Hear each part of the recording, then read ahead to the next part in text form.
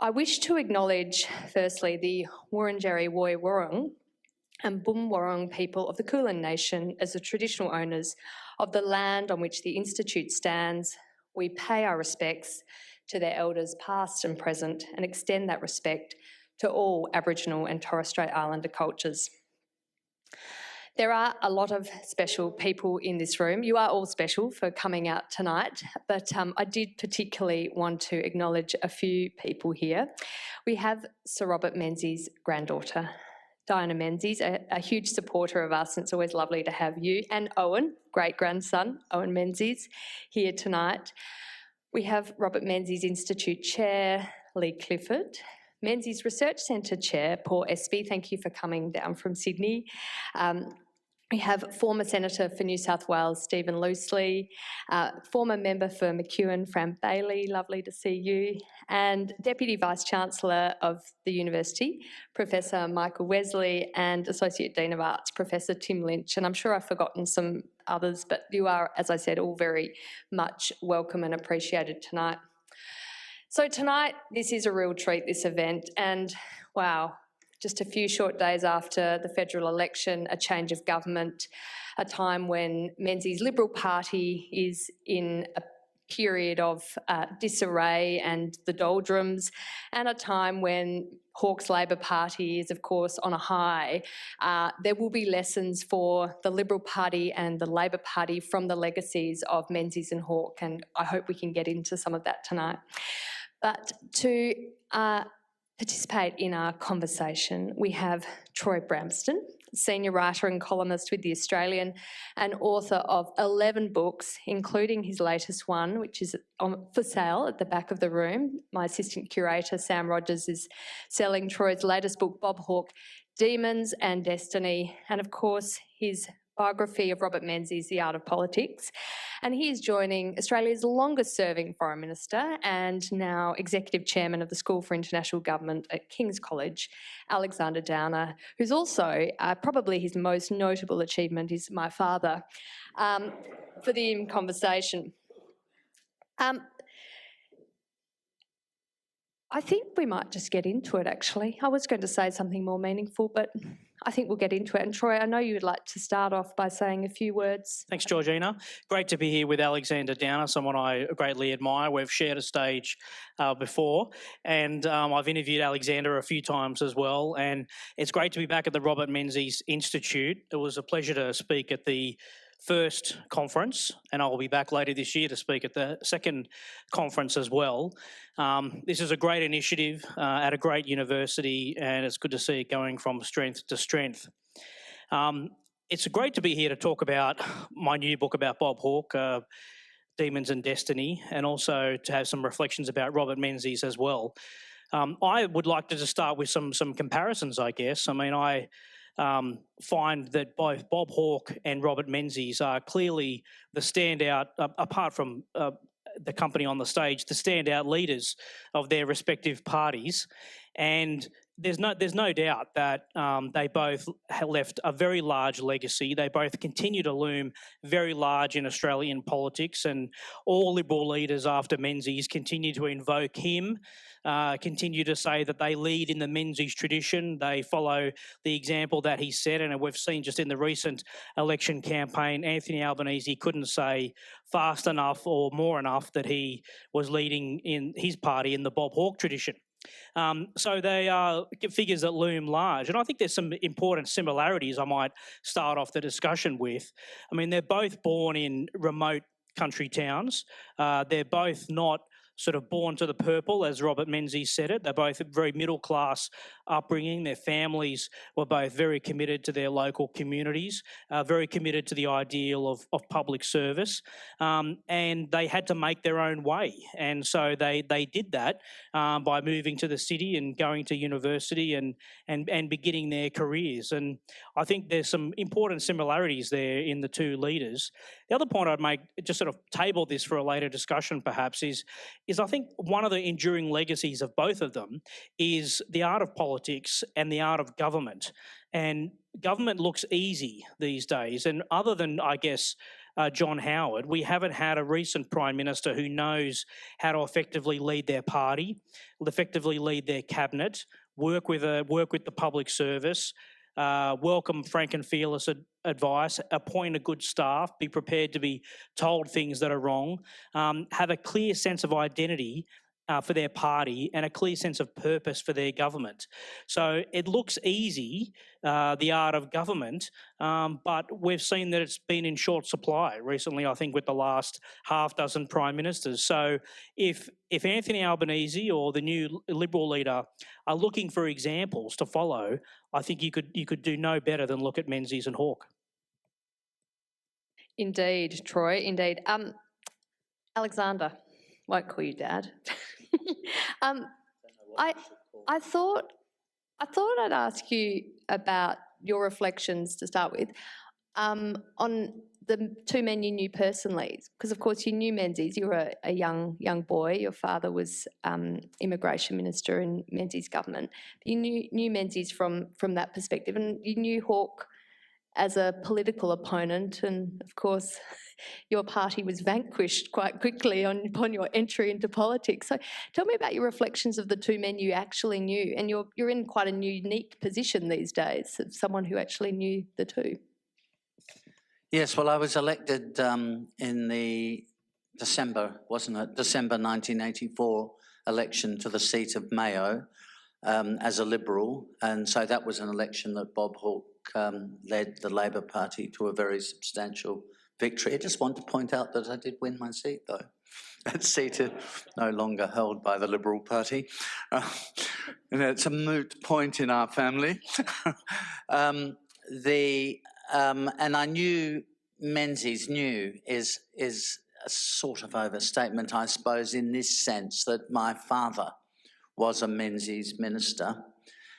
He was the immigration minister from 1958 to the end of 1963 until the 1963 election. And he was very close to Menzies. They were great friends. So when Menzies came to South Australia, which I don't think was all that often, but when he came to South Australia, he would stay with us.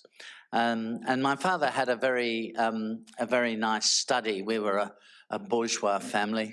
Probably vote teal nowadays. We were a bourgeois family, like the Spenders.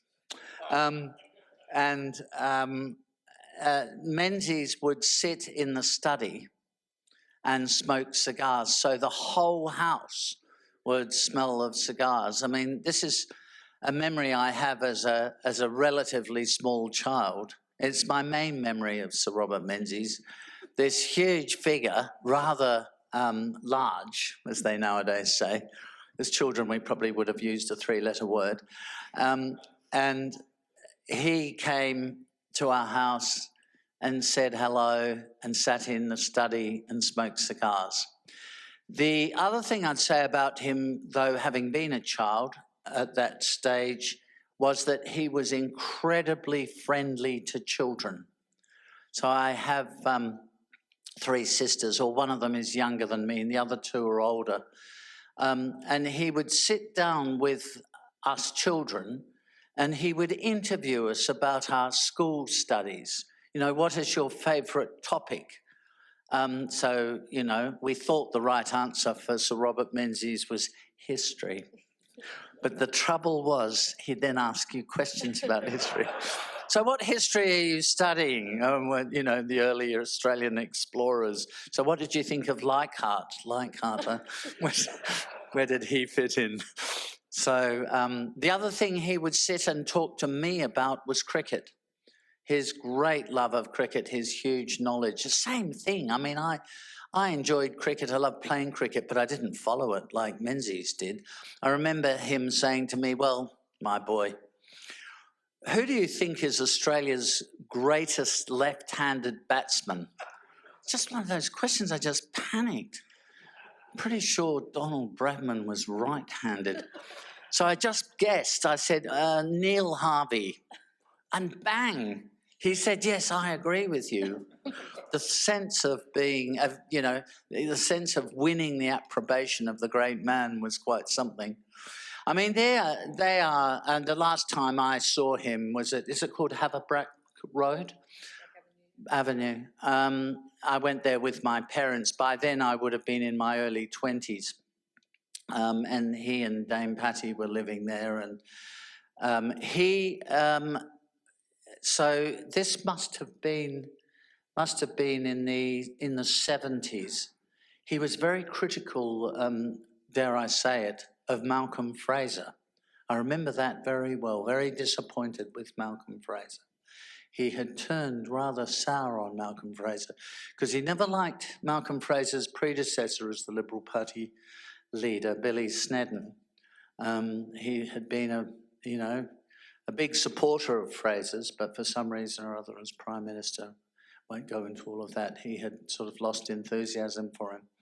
I suppose to be serious about it, in my experiences of Bob Hawke were mainly as an adversary, but not exclusively, because when I was the foreign minister, he came to see me on several occasions, particularly to talk about the Palestinians and the Palestinian Authority. You know, he had a great passion for making a contribution to solving the unsolvable problem of the Israelis and the Palestinians. But he had all sorts of ideas that he wanted me to pass on to the Americans and discuss with the Americans, which I duly did. And in fact, I fixed up a meeting for him with Condi Rice at one stage while she was here for the founding of the Trilateral Security Dialogue, by the way, which became the Quad. But I had a brief meeting with Bob then and then passed him on to Condi. So here is a point I'd make about the two of them. And I've been thinking a lot about this. They're very different people. I mean, yes, they have some common background, Border Town and Japarit. I've never been to Japarit, but I imagine it is a bit like Border Town, which you probably wouldn't go to for a holiday. Although I have a brother-in-law who comes from Border Town, but he's missed out on becoming the Prime Minister. The point is that they were very different types of people, very different. However, there were some things they had in common. One of them was they had great presence, what in the media, Troy, you would call charisma. So I don't think you can underestimate this in public life. Some people can connect with the public. To use that Ronald Reagan phrase, they can make the chimes ring in the hearts of their people. And some people, no matter how, well-versed and well-prepped and well-polled they are, just don't connect with the public. And that is, it's hard to define that. It's hard to quantify. But there's no doubt that Menzies and Hawke absolutely connected in quite different ways, actually, with the Australian public. So, people were prepared, to forgive the sort of Menzies in the Bentley, rather grand, British-style aristocracy persona, because his personality connected with the public, and Hawke, his larrikinism, the drinking, the womanising and so on. I never really found people were overly fussed about that. And, as an opposition MP, I was sorry they weren't, but I certainly didn't used to use that as an argument against him, because people just would have thought that was low to be making those kinds of points. I probably wouldn't think that so much nowadays, because we move into a sort of more Jane Austen type era. But in those days, it was seen as out of bounds to attack him for those things. He was they both were, and this is something to think about in terms of modern day leaders, they were great managers of their own parties. So Menzies completely dominated his party. After all, he so-called founded it. but he completely dominated. It's not that he didn't have his problems. There were, particularly when they had a majority of only 2 after the 1961 election. He did have problems, threats of floor crossing and all sorts of things. But I think Billy Wentworth comes to mind as somebody who was really recalcitrant and difficult as a backbencher for Menzies, but basically had great authority and knew how to manage their parties. And Bob Hawke as well. Obviously, he lost control of it in the end, but was an inspiration for his party for a very long time and had control of it. I think the second thing I would say, and Troy, shoot me down here because you might not agree with any of this, but the second thing I'd say about them is, so the thing about politics is, it's not about the gossip. It's not about who they sleep with or what gaffes they've made. It's about what they do. And somehow the public are onto this. It's not what you promise, but when you get there, what do you actually do? And when you look at Menzies, he came to power, rationing, war, tough times. Chifley wanted to nationalise the banks and socialise our country. And in came Menzies, and very quietly, he completely reformed and changed the zeitgeist of the country. He brought his forgotten people message to policy. And he guided the country through that era of the 50s and the 60s with stability, with growing prosperity, and without any radical and divisive changes. There were debates and arguments, and Hawke, he came to power in 1983 after we'd had that global recession. I remember the election campaign. Malcolm Fraser, he was one of those Liberal leaders who did a huge amount of spending. You know what? That doesn't really work with Liberal voters. They can go off into other directions if you do that. Watch out for it. And in 1983, there was a bit of that. 1982 budget, there was a bit of that. And the slogan of the election was, "We're not waiting for the world. We're not waiting. We're doing it now." So the public's reaction was, "Well, we're doing it now. We're putting in Bob Hawke." And Hawke restructured the Australian economy. So it's not that he didn't do anything or he just did some polling and worked out what the public wanted. We listen and then we act. It's a phrase I've heard a South Australian state politician using today on the radio. We listen and then we act. No, your job isn't to listen and then act. Your job is to lead, to get on top of the issues, to understand the issues and find solutions within the parameters of your philosophy. And Hawke did that incredibly well. I found it as an opposition MP through those Hawke years very hard to vote against a lot of the messages of the government. And actually, I didn't vote against a lot of his measures. So great policy. You know what they were? Great policy prime ministers. Great policy prime ministers. Don't forget that. They weren't just in, polling and marketing and sleek phrases and, we're going to change the climate, we're going to change the weather, it's been very wet recently, vote for me and it'll just be like Camelot. No, they're not like that.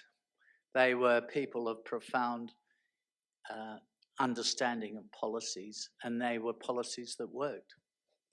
Can I add to Alexander's point about charisma? You can. I should tell you the story about the first time I met Bob Hawke. It was 1994. I was in my first year of university. I was young and impressionable, of course. But I went to a dinner and there was a crowded room and I thought, I want to meet Bob Hawke. So I approached him through a crowd and extended my hand and he grabbed it. He looked deep into my eyes and held my hand tightly, and the room seemed to dull and the room seemed to blur and the sound seemed to dull. And I was captivated by Bob Hawke. He was just penetratingly looking at me in the eyes, and we had, for a fleeting moment, a personal connection that had a big impact on me. And I thought, wow, I was always interested in political leadership and political leaders. And I've made that part of my career, having interviewed 11 prime ministers in or out of office. And I was astonished by Hawke. That was a leadership moment. It was a connection. And I thought, wow, if he's having that impact on people, just being out and about, meeting hundreds, thousands of people, it must have an impact. And I once asked Hawke about what was the secret to his success on television, because he was a magnetic television performer in the 1960s, 70s and 80s. He was very good on television. And he said to me, I just imagine that I'm talking to one person. So there's the connection with me that he's trying to make through the television medium with an individual voter.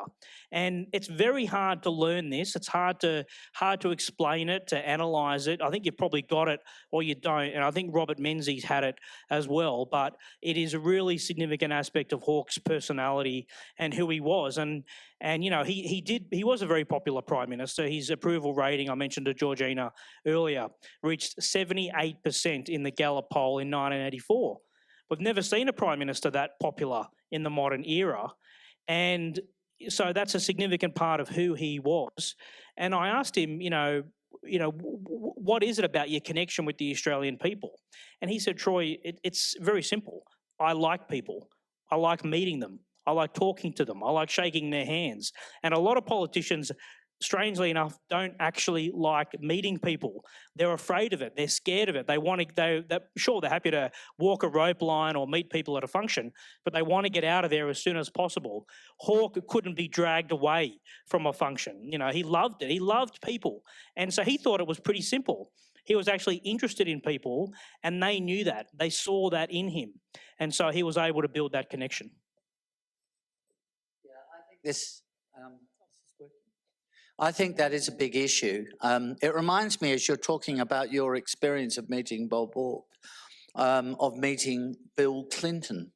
He was exactly the same. When you met Bill Clinton, well, you can still meet him. When you meet Bill Clinton, he looks straight into your eyes and talks straight to you. Not for long, but he talks straight to you, and it has a magnetic kind of effect. And Bob Hawke, you're right, was the same. Menzies was, so I don't remember Menzies having quite that characteristic, but Menzies, I mentioned earlier, had a great interest in people. So some politicians, many actually, are people who talk, just doing exactly what I'm doing at the moment, talk at you. And they talk and talk and talk and talk, and they're very articulate. They're often very good talkers. But do you know what they don't do? They don't ask any questions. Beware people who don't ask you any questions and just talk at you. Wise people ask questions and learn. And Menzies was a great questioner. I mentioned how he would ask us questions about our studies at school, ask questions about cricket, ask us questions about politics, what as young people we thought about politics, which we didn't think about. We thought in our family we had very limited horizons. We thought that if people go to vote, they should vote for the Liberal Party, and beyond that we weren't really interested in politics. But that's all you had to do once every 3 years. But he would ask a lot of questions. He was an inquisitive person. And as a result, hugely knowledgeable.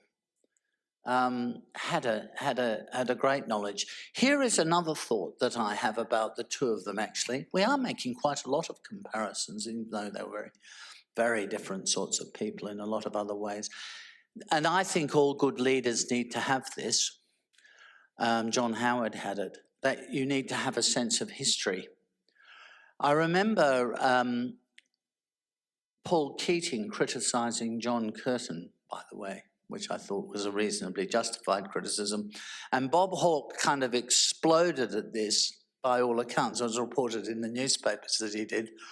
And called Keating into his office, so it was reported, and gave him a lecture about what a great man John Curtin was, and the greatest Prime Minister, and saw Australia through through most of, if not all of, the Second World War, and great war leader and so on, struggled with his own demons and so on. But I only mention that because Menzies had a great sense of history as well. Of course, he, had a huge knowledge of British history and the history of the British Empire and the history of Australia, at least modern Australia. It had an enormous knowledge of these things. He's one of those people who could have told you that, William the Conqueror ruled from 1066 to, when is it? 1087, right? He could have told you that. And if you said 1086 or 1089 or 88, he would have corrected you. He had this great knowledge of the literature of our civilization. Now, I've always thought if you didn't understand your history, you're not going to understand why people do what they do today and what guides them. You can't really understand people unless you understand how they got there and how their societies formed. And both of these people had a great sense of history. So they had great intellectual curiosity. They both had, in their different ways, many academic achievements. And they turned that very much to politics, and it helped them guide and understand the public.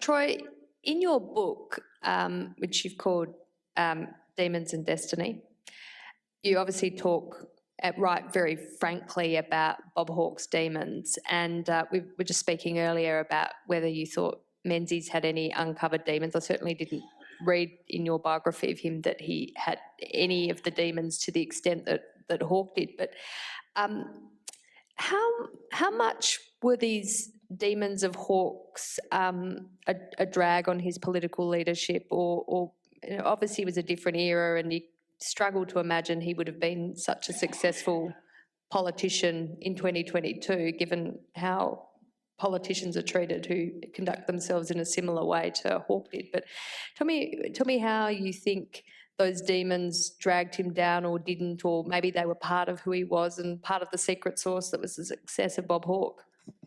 Yeah, it's a good question. It's a little bit difficult to unpack, so let's try and do it. Look, Hawke never lied about who he was. He didn't hide anything. Everybody knew since the 1960s, when he burst into national prominence as the ACTU advocate, that he was someone who liked to have a drink. He was known as a womaniser. And he often talked about it. He talked about it in interviews in the 1960s in newspapers, talked about it on television, talked about it on radio. People knew that about Hawke, and he said, "That's who I am. I don't pretend to be somebody else. I'm not a conservative, family values Christian politician. I am Bob Hawke, and that's who I am." And so I think people accepted that, and they accepted that he was often struggling with these demons through his life. There's the drinking. I say in the book that he's a highly functioning alcoholic, but of course he did give it up in 1980 when he got elected to Parliament. He didn't need a support group. He didn't need Alcoholics Anonymous or a church. He just gave it up because I think the fires of ambition inside him were enough to give up the drink. And a lot of people who knew Hawke in the 60s and 70s thought he could never give up the drink, but he did.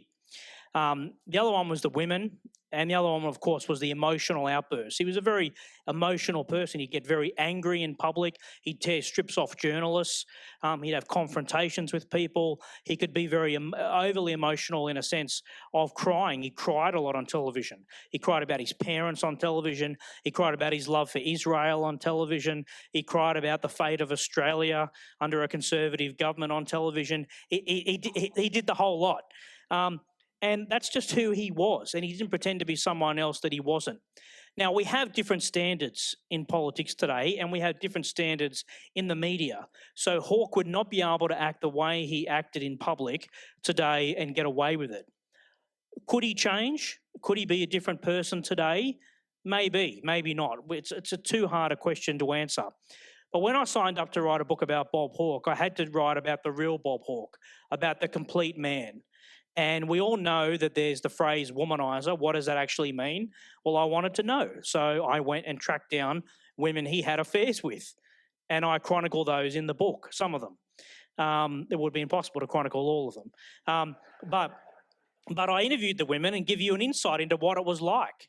There's the drinking, excessive drinking. Hawke was always very fit, very lean. It's a mystery to people as to how he never put on weight. When I interviewed Ralph Willis, you would know him, a long-standing politician. He worked with Hawke at the ACTU in the 1960s. And of course, Bill Kelty in the 1970s and others. They said Hawke would often drink 20 beers in an evening and then show up the next morning, the first or second person at an ACTU executive meeting at 9 a.m. and be as bright as a button. Sometimes he wasn't. Sometimes he had to go to the family farm in Gippsland, get medical assistance and dry out for a few days. So whenever you saw a newspaper report in the 1970s that said Bob Hawke was unavailable for comment, you knew that he was at the family farm drying out because he was always available for comment. I actually found a report that once at the ACTU he had 5 phones on his desk, before you could have multiple lines on one phone, just so the journalists could get through to him because he was always available. So, I had to chronicle this side of him, and it's a little bit sort of funny, it's a little bit interesting, but there's another bad side to it, and that is the impact it had on the family. Hazel and Stephen, Susan and Rosalind, and I interviewed Blanche, but I also interviewed Stephen and Susan. They lived with this roiling turmoil, as I describe it in the book. It was very hard being married to Bob Hawke or being one of his children and seeing they were all aware of the affairs. Women used to ring the house. They used to write letters. They used to show up at the doorstep. Some women would contact Hazel and say, I'm having sex with your husband. Others would say, your husband told me he's going to leave you and marry me. So this is very, very difficult. The children suffered enormously because of this. So I had to understand it all and come to terms with it and explain it in the book. The children and Blanche and Hazel loved Hawke. They're proud of him, despite all of these flaws. But they are significant flaws. They are worse than what people probably think. But it is a part of who Bob Hawke was. And when you write a biography about him, I wasn't interested in hagiography. I wasn't interested in a whitewash. I wanted to explain the complete man. I don't think any of that aspect of it, and the affairs continued into the Prime Ministership, and there are affairs that took place at the Lodge, and I write about that as well. I don't think any of this had any impact on his Prime Ministership. There's no evidence that he was ever compromised or didn't fulfil his prime ministerial duties. So it's a complex issue, but it's a different time in politics. We have different standards now, but it's important, I think, that we understand it and we're open about these flaws in this person. Well, I mean, Menzies wasn't like that, to the best of our knowledge. I've never heard of. He liked to drink, but I've never heard of him drinking to excess. So in that sense, that sort of goes to the completely different people they were. So it makes me say that I've never thought, and I mentioned this already, that those personal foibles, such as they are, kind of mattered all that much in the end. Because when you look at what these leaders did, whatever they were like, I mean, Menzies would have been, I think, a very selfish man. He would, I don't know how many political leaders you yourselves have known, but I would say that is a common characteristic that they have. Actually, they're very self-centered. They talk about themselves and think about themselves almost the whole time, I find. Obviously, there are notable exceptions. Alexander, is that a prerequisite of wanting to be Prime Minister? Yeah, because because you have to have some other characteristics to get to a position like that. One of them, which Hawke and Menzies had in spades, is a sense of self-belief, a sense that, look, I'm really smart, I'm really capable, and I'm rather wise. And in the case of those two, they were. So if that's what they thought of themselves, and it is, they were completely right. Of course, some of their successes, maybe not so much, though it is as it is. The other thing about them is they obviously, so here is a word that you have to use for people who become political leaders, have to be courageous. I don't know how any of you would feel if you woke up in the morning and you put on the radio and you heard early AM and you heard somebody lambasting you and saying you were, this expression they like to use, you're a disgrace. Goodness me, if I had $1 for every time I'd been called a disgrace, I'd be a billionaire. So they do, it does require huge resilience. I mean, you know, you have to be able to sleep if you're a political leader. Think about that. If you're in a senior position, some of you have been in very senior positions in business and so on, you have to be able to sleep. But if you are worried, like I can think of a prime minister who was like this, John Major. If you worry about what's going to be in the newspaper the next day, if you worry about criticism, if you fear criticism, if you live in some fear in a job like that, you're not going to last very long. And my sense of Hawke and Menzies is that they were very courageous people. They worked out what they wanted. They knew it wouldn't be universally popular, and they prosecuted it all the same. So, you know, it was probably popular for the government to have control of the banks, but Menzies knew that was wrong.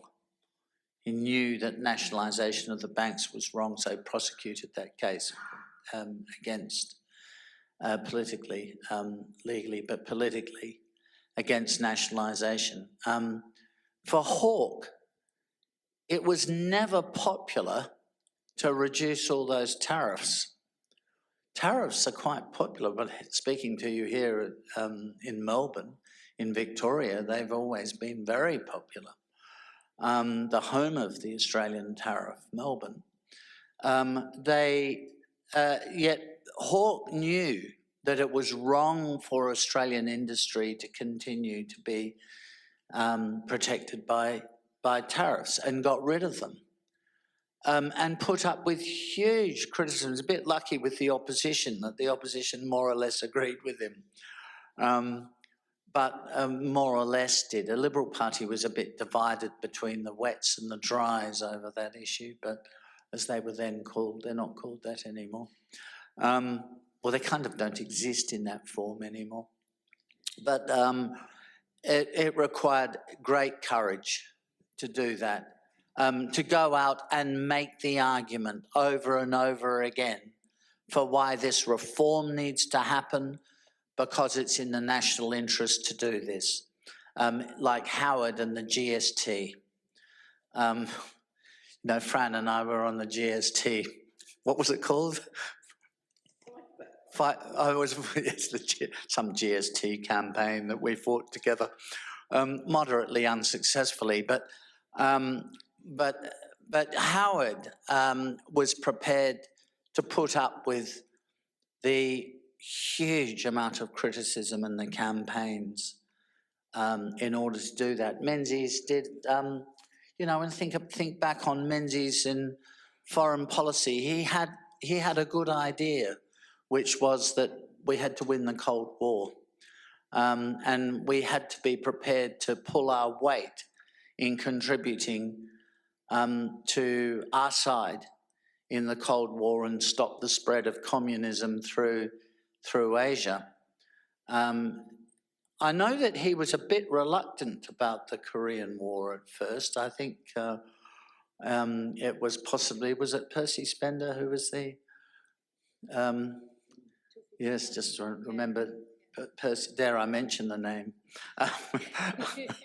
He started his political career as an independent. He won Warringah as an independent, Percy Spender.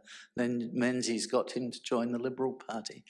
I think Spender was the one who was in favour of Australia going into the Korean War, and Menzies kind of reluctantly went along with it, but did go along with it. What Menzies did to contribute to the fight against communism in Malaya, as it was then called, in the Malayan emergency, confrontasi with Indonesia, Malaysia and Indonesia. And of course went into the very beginning of the Vietnam War with the Americans for exactly the same reason. You know, built on a belief system which turned out to be completely right. Not always popular. I mean, Vietnam was unpopular with a particular demographic, but you know, that's the point I'd make about them, that they were both people of huge courage. Troy, I wanted to, and I'll get you to respond to this too, and Alexander does have to leave at 7, so we will open up to audience questions shortly after this. Troy, is politics harder in 2022 than the politics of the 50s and 60s and the 80s that Menzies and Hawke faced? I think it is harder, and the reason for that is social media and 24-hour media. Websites for, you know, all the major mastheads have, of course, websites. There are website-only news organisations. We have 24-hour cable news, whether it's Sky News or ABC News. So politicians can't escape. You know, when Hawke was Prime Minister, you could basically put what they call a lid on the day by sort of mid-afternoon. The nightly news packages would be prepared, and that'd be it. Unless there was some big international news, there'd be no need to really contact a politician until the morning, when the newspapers came out, which would set the agenda for the day. And I think newspapers still do set the agenda for the rest of the media. So politics is harder though, and I think Hawke would find it harder today. I think Howard and Keating would find it harder today as well because of those factors. But I do think that good politicians learn to adapt, learn to change, learn to suit their style to the way politics is changing. And Robert Menzies did that. You know, he was very good on radio. A lot of people didn't really know what Robert Menzies looked like in the 1940s or 1930s but they knew what he sounded like because they heard him on radio. And when television came in 1956, he had already been on television in London and in New York, so he was very familiar with the medium and he was very good on television. One of the criticisms of his staff was that he didn't do enough television, but that was okay because Doc Everett and Arthur Corwell were terrible on television. So anybody saw them too on television, you'd think, my God, I'm not going to vote for those two guys. But Menzies was very good on television, so he learned to adapt. Now, could Hawke, Keating, Howard adapt today? Maybe, but it's still going to be much, much harder for politicians. And one of the things, in fact, I talked to Hawke about in the final interviews that he ever did was his concern about social media. And he wasn't on social media, but he was well aware of what it was and how it was impacting on our political discourse, how it was acting on people personally. He was worried that we were no longer attracting the best and brightest into politics or indeed into the trade union movement. He said to me, you know, Hawke was very colourful. I remember him saying to me once, you know, why would you go into politics today? You know, on social media, should I say this or not? He said, I'll say it anyway. He said, you get the shit kicked out of you. And I just remember that being in my mind that he said that. So he was very worried about the impact this was having on our politics, not just day-to-day debate, but about whether it would stop people pursuing a political career. And he said to me that also, if you're a young person today wanting to make a difference in the world, you can join a number of charitable or community organisations, you can go into the business sector, you can make a lot of money, and you can have, or academia, and you can have a pretty good, a pretty successful life. Politics is no longer that for so many people. So it's very hard to attract people into a politics today. Yes, so I don't really agree with that. I think that we're getting a lot of very good people into politics still, though I don't think into state politics. I think that is a separate issue. I think it's very hard to get highly qualified and visionary people into state politics, but I think into federal politics we still get lots of very good people. And so I do think it has an appeal. And I'm not sure that it is true that a more intense media cycle, I think the media flatter themselves, a more intense media cycle makes politics harder because, so if you're a minister, how much of your time do you think you spend worrying about the media in a day, in 24 hours? So we'll say 8 of those hours you're asleep. So for the rest of the day, you're probably at work for all of the rest of it. So how much time are you devoting to the media? I mean, you know, you flick through that, you're busy, you're incredibly busy. You have meetings, you have submissions to read, and I was the foreign minister, endless cables and intel reports and things to read.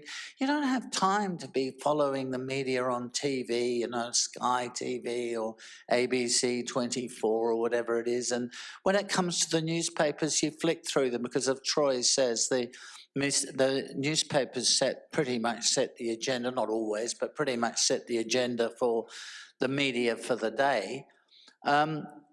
So, I mean, I think, and I'd like to quote Margaret Thatcher here, who used only to read the newspapers at the weekend. She just didn't read them during the week. But she had so much else to do. She had to run a country, not read the paper. I mean, how inspiring is that the Prime Minister, our Prime Minister, is sitting in the lodge? I don't mean the present one, who would know yet? Probably hasn't even moved in. The Prime Minister is sitting in the lodge and just reading the paper. I mean, really? The Prime Minister is just reading the paper? So I don't buy this. I don't think... so when it comes to social media, it depends. You can't generalise about politicians, by the way, because they vary a lot. Some of them are absolutely terrified of the media, as somebody I know who's been a cabinet minister who never says anything in the media because that person had been too frightened of the media, frightened of being criticised. I mean, you shouldn't be a minister if you're that, well, dare I say it, that weak. So what about social media? Well, you know, I think there's an issue there about the impact it has on public opinion, channeling people into sort of silos. I think it's intensified public cynicism and public criticism and public opinion. But really, politicians following social media, really? I mean, so I remember when I was the High Commissioner in London meeting a minister, and definitely not going to say who it was, and the minister had been on a plane coming from Australia a very long way, but obviously for the last leg of the flight from the Middle East to London, not had access to the phone. And we're getting in the car from Heathrow going into London, and I want to brief the minister about the meetings that were forthcoming. And the minister spent the whole time in the car looking at Facebook and Twitter. I mean, really? I'm thinking to myself, really? What does it matter? I mean, if ever I do look at Twitter and put my name in there, honestly, it's just a fusillade of abuse. I should be in jail in Guantanamo Bay. I'm a hate figure. They do make a point that I'm irrelevant, which that stings a bit. Well, the other thing is, yeah, I think there's a lot of validity in what you've said, Alexander. You'd be surprised, though, I think, about how much politicians do follow social media. I've had quite a few calls over the years from a politician, including cabinet ministers, saying, "Oh my God, I can't believe you just tweeted that," or they want to do a response to you or something like that. But the other thing is the impact on families. So it has a big impact. So I know Scott Morrison has done this because I've talked to him about it, and he said it publicly. They made a big effort to limit their daughters' access to social media. They couldn't have their phones in their bedroom. They had to monitor what they were doing because it's the Wild West. And the impact on young children, seeing their father being vilified, attacked, humiliated, criticised, whatever, can have a very big impact on the family. So I think politicians have to think about that as well these days. Georgina can talk about that. Yeah, and especially being your daughter. Imagine the vilification. Talk about vilified. Alexander's going to have to pop downstairs for a meeting with London, but this is a great opportunity to break open for Q&A from the audience, and Zach, my academic coordinator, can hand you the microphone if you have a question. Oh, okay, you're happy to be late for your meeting? No, I won't be late. Okay.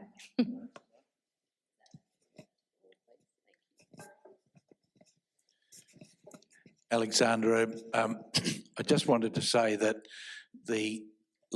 you two have done a terrific job of staying away from the politics of the last 3 weeks, and I thank you for that.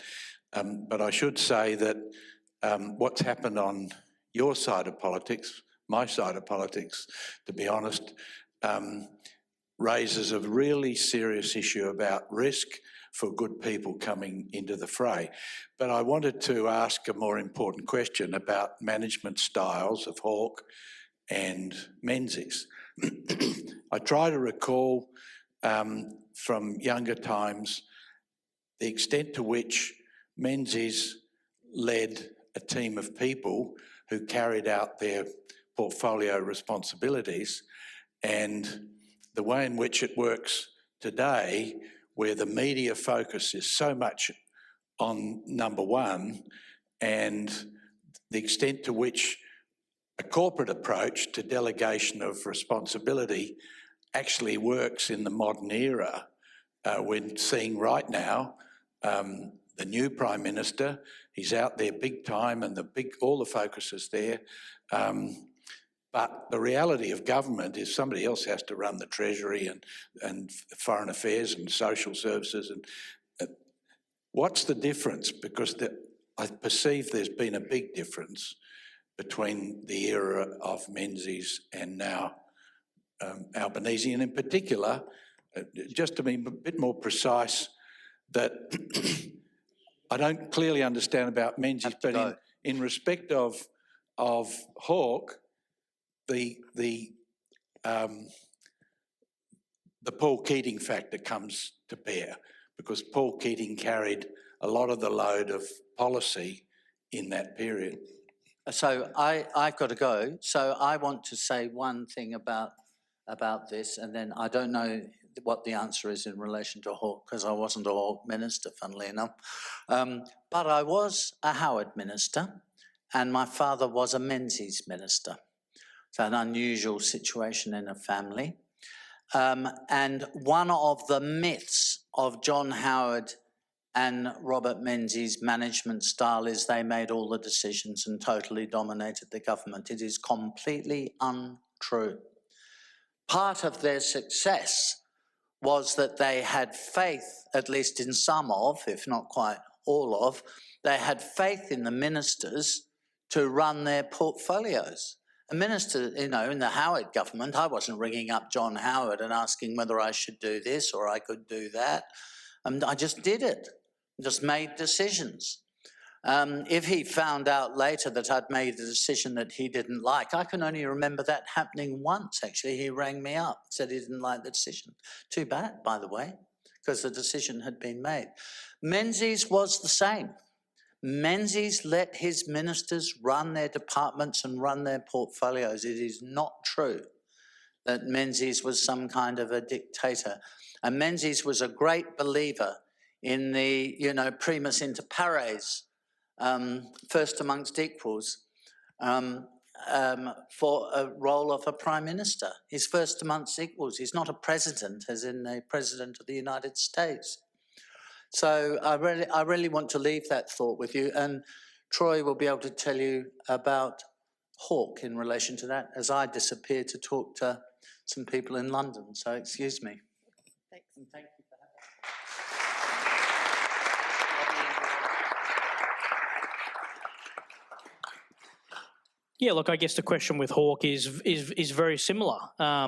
Hawke saw himself as a chairman of the board, and when I interviewed Paul Keating for the book, he embraced that analogy and said he was the managing director. So that's how they saw it. Hawke was not an interventionist Prime Minister. He did let ministers run their portfolios. He said there are two reasons why I might intervene. One is if he had a personal interest, and that was mainly to do with key economic decisions or foreign policy, or if something went wrong and it needed prime ministerial intervention. So that was pretty rare. And they both had a good model, and I think John Howard had the same kind of model, which was very effective. Kevin Rudd was a micromanager. He'd intervene in all sorts of ministers' portfolios, and often the government stalled and couldn't make decisions. I know there's a great story that whenever Kevin Rudd went overseas and Julia Gillard was acting Prime Minister, ministers would use that opportunity to send things to the Prime Minister's office because they knew that any paperwork that hit her desk would be efficiently responded to and dealt with. Sometimes ministers would even hold paperwork back, waiting for Rudd to go overseas and then give it to Gillard because they knew they'd get a quicker response. And so, yeah, so these are some of the kind of lessons, I guess, about running a government. It seems so basic, and I keep saying this, it seems so straightforward, so obvious, but we've just had so many recent Prime Ministers that haven't been able to do that. I mean, some of you might remember when Malcolm Turnbull challenged Tony Abbott, he said we need to restore cabinet government. So that was a complaint that he made about Tony Abbott, and other Prime Ministers since then have made the same complaints.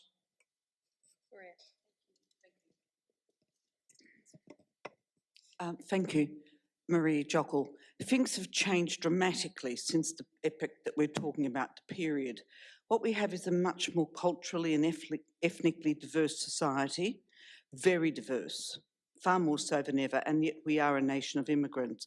What we also have is many aspects of the media, social media, mainstream media. When I reflect on this, on our Victorian Premier, it's reported that he has more media advisors than the former PM. I think that cost the Victorian taxpayer about $40 million per annum. Twitter, Facebook, Instagram, you name it. The mainstream media, Channel 9, Channel 7, etc., the ABC, the newspapers. The mantra is very consistent. It's promoting that brand, and it's a brand of very strong control, and as evident by the most recent election, still enormous support for that Premier. So what I'm wondering about is this. Cambridge Analytica, they were instrumental in the Brexit vote, I'm told. Social media experts shaping opinion, reaching out to key people, getting them to vote a certain way. That's what I'm told. That's what achieved the Brexit vote. And then behind that, who was the instigator of all of that?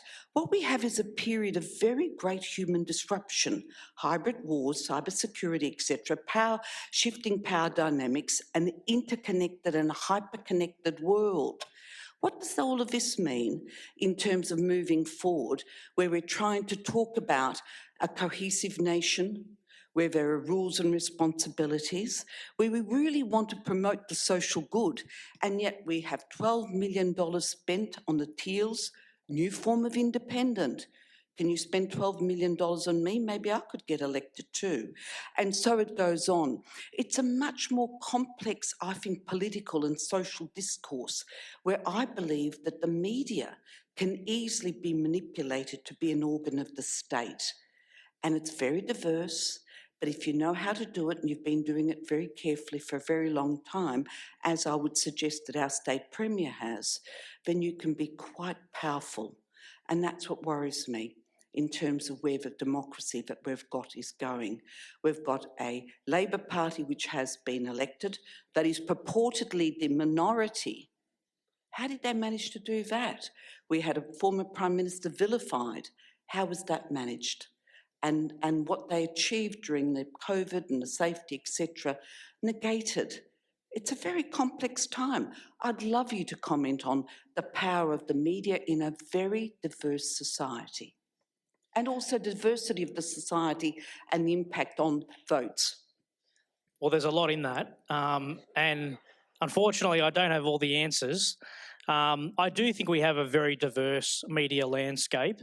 I do think that politicians have never had more opportunities to reach voters, whether they do it through social media or they do it still through the mainstream media, television, radio, newspapers, and so on. So there's more opportunities to meet. I'm not sort of someone who subscribes to a belief that the media can be easily manipulated. If you've ever met many journalists, and there's a few here, we don't like to be told what to do, and we have strong opinions.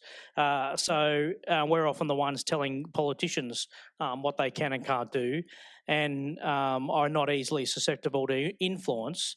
But I do think social media, a lot of what's happening on social media, make a very brief comment because we're getting a bit off topic, is a lot of what you see on social media is highly targeted and tailored to individuals.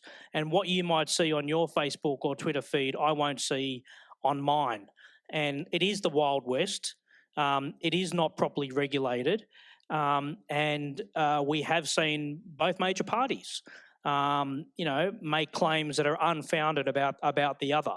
And they're able to get away with that on social media. And I remember very vividly, I'll tell you this funny story, during the 2019 election campaign, the Liberal Party were running this argument that, the Labor Party was going to bring in a death tax. The Labor Party, in 2016, were arguing the Liberal Party were going to privatise Medicare. But both of those things were false. But I had my mother and my mother-in-law ring me and say, are you aware that the Labor Party is bringing in a death tax? And I said, no, they're not bringing in a death tax. And they're like, yes, they are. And I said, how do you know that? And they said, because they've seen it on Facebook, their friends are talking about it. And that was false. But that's a very insidious influence in our public life. And newspapers have their own internal standards. And we have things like the Press Council that we sign up to, and television and radio do the same. We're not allowed to get away with making those kind of claims. But on social media, they can get away with it.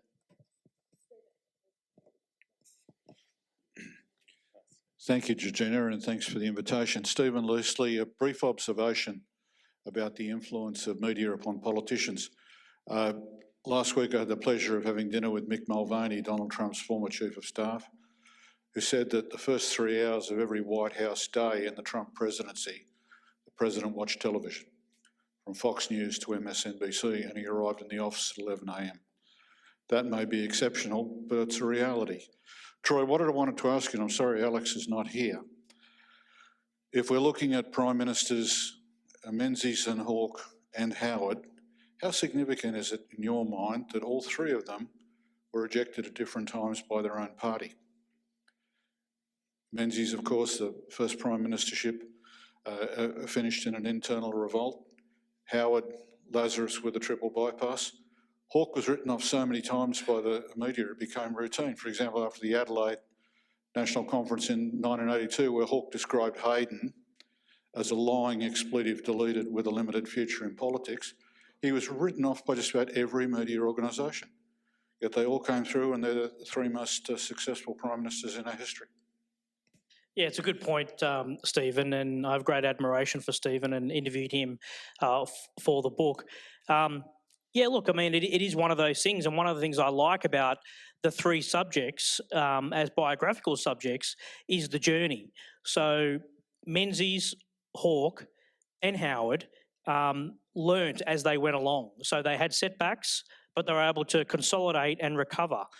And I think that's a really important skill to have in politics, that you learn from your mistakes. And I've often said, and I said it to Georgina earlier today, politics is a learning profession. It's a phrase I've used many times. You've got to keep learning. If you don't keep learning, you lose. You're out of office. And you've got to learn, you've got to adapt, you've got to change. And Menzies did that, of course, after losing the prime ministership in 1941. John Howard did it after losing the Liberal leadership, I think, 1989. And of course, Hawke did lose eventually the Labor leadership in office, but Stephen's right that he was written off so many times. You know, there'd be a public outburst, there'd be a dispute with somebody. Our journalists called it Hawke's self-destruct syndrome in the 1970s, that, you know, he had blown it yet again and he would never make it into politics. And there was never anyone more talked about one day going into politics and becoming Prime Minister than Bob Hawke. It was a fixed part of our national discussion from the 1960s through to the 1970s. So the key thing is, for politicians, is learning and adapting and growing, learning from your mistakes and changing course. And, you know, Hawke and Howard, for example, you know, faced significant setbacks in office, but were able to consolidate and then win elections again. You know, Scott Morrison told us during the campaign that he had finally changed. He was going to be a new man. Well, it was too late. That just reinforced the fact that he didn't learn, he didn't listen, and, you know, he learnt the hard way.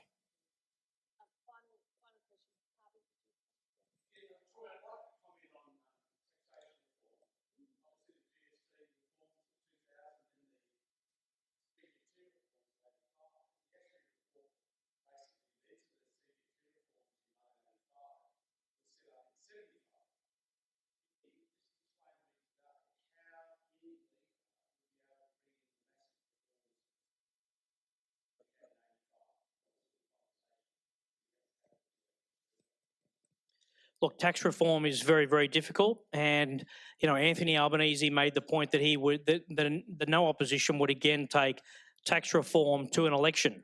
You could only do it in office.